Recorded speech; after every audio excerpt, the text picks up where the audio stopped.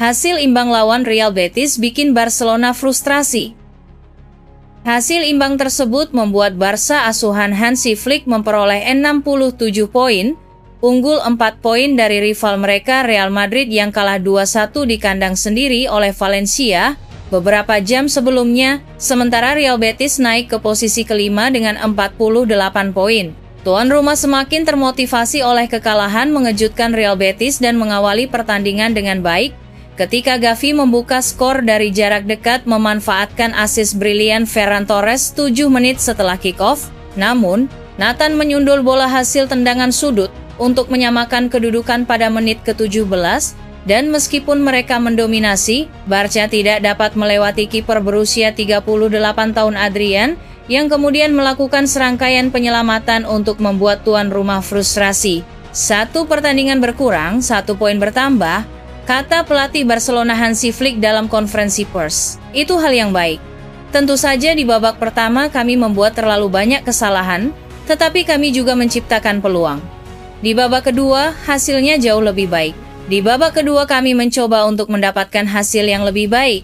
Penampilan cemerlang Adrian dimulai bahkan sebelum Barca membuka skor, saat ia menepis tendangan Pedri dari dalam kotak penalti, tetapi tidak ada yang dapat ia lakukan untuk mencegah Gavi mencetak gol beberapa saat kemudian. Barca terus menekan setelah memimpin, tetapi Betis menyamakan kedudukan melalui tendangan sudut Giovanni Lo Celso, yang disambut Nathan dengan melompat lebih tinggi dari bek Ronald Araujo dan menyundulnya ke dalam gawang.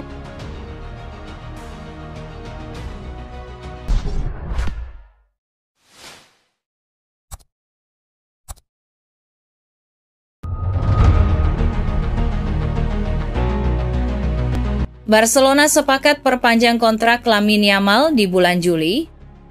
Barcelona tentukan tanggal perpanjangan kontrak bintang mudanya, Lamine Yamal, di tengah ketertarikan 2 klub raksasa Inggris, Manchester City dan Liverpool. Diungkapkan Mundo Deportivo, Barca telah mengambil keputusan penting untuk amankan proyek jangka panjang mereka, dengan menyetujui kesepakatan yang diminta Yamal. Dengan Barca yang memandang pemain berusia 17 tahun itu sebagai aset masa depan mereka, perpanjangan kontrak Yamal pun menjadi prioritas utama Blaugrana, dan klub Catalan itu tampaknya bersedia untuk lakukan segalanya demi pemain berdarah Maroko tersebut. Yamal, yang telah mengukuhkan dirinya sebagai salah satu talenta muda paling cemerlang di dunia sepak bola, juga telah ungkapkan keinginannya dengan gamblang. Meskipun ia ingin terus merumput bersama Barca, tapi Yamal mengharapkan adanya kesepakatan baru yang mencerminkan betapa penting dirinya, tak hanya untuk klub tetapi juga untuk tim nasional. Sang agen, Jorge Mendes, sudah sampaikan tuntutan tersebut kepada klub,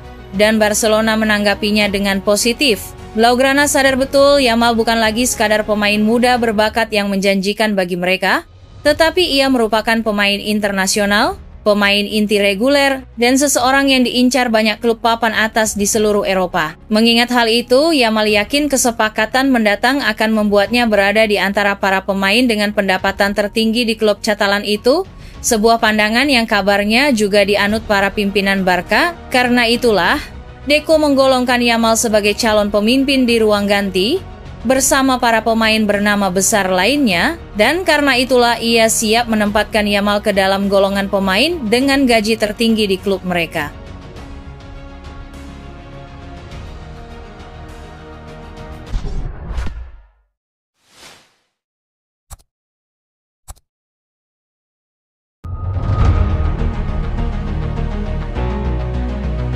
Dani Olmo dan Victor terdaftar sampai akhir musim. Barcelona akhirnya mendapat kabar baik setelah Dewan Olahraga Tinggi Spanyol, CSD, memutuskan bahwa mereka dapat mendaftarkan Dani Olmo dan Pau Victor ke tim utama. Keputusan ini membatalkan larangan sebelumnya yang dikeluarkan oleh Komite Pengawas dalam kesepakatan koordinasi antara RFIF dan La Liga. Namun, kebahagiaan Blaugrana mungkin tidak berlangsung lama. La Liga segera mengumumkan akan mengajukan banding ke pengadilan administratif, mempertanyakan kewenangan CSD dalam kasus ini. Menurut CSD, Komite Pengawas tidak memiliki wewenang untuk menolak registrasi pemain Barcelona, dan keputusan mereka dianggap tidak mengikuti prosedur yang benar sehingga dinyatakan tidak sah. Dengan keputusan ini, Barcelona berhak menggunakan Dani Olmo dan Pau Victor di skuad utama mereka. Namun, La Liga tidak tinggal diam.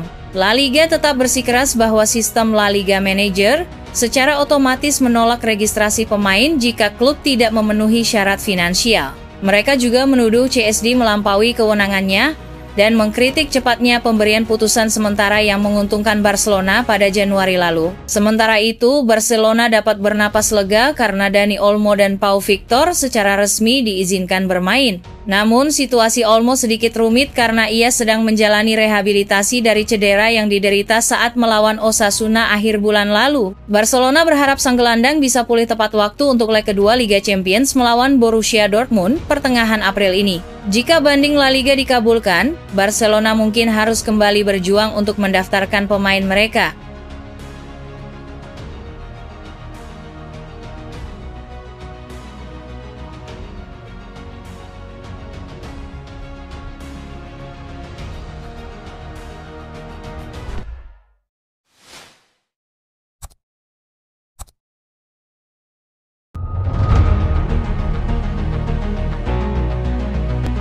Matchday Barcelona melawan Real Betis.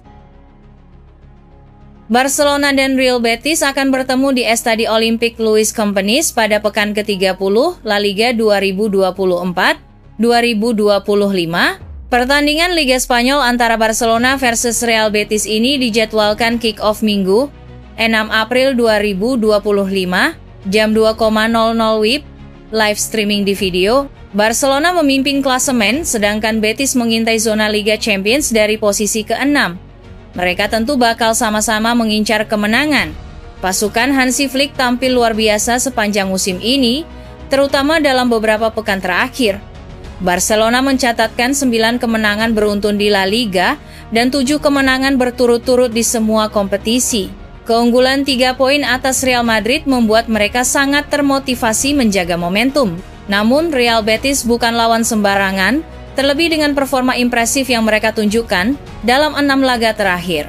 Tim asuhan Manuel Pellegrini mencatatkan 6 kemenangan beruntun di La Liga, termasuk kemenangan atas sang rival sekota Sevilla dalam derby panas pekan lalu. Ini akan menjadi duel antara tim dengan produktivitas tinggi dan tim yang sedang naik daun. Barcelona saat ini tengah memburu prestasi luar biasa, yakni meraih treble di akhir musim.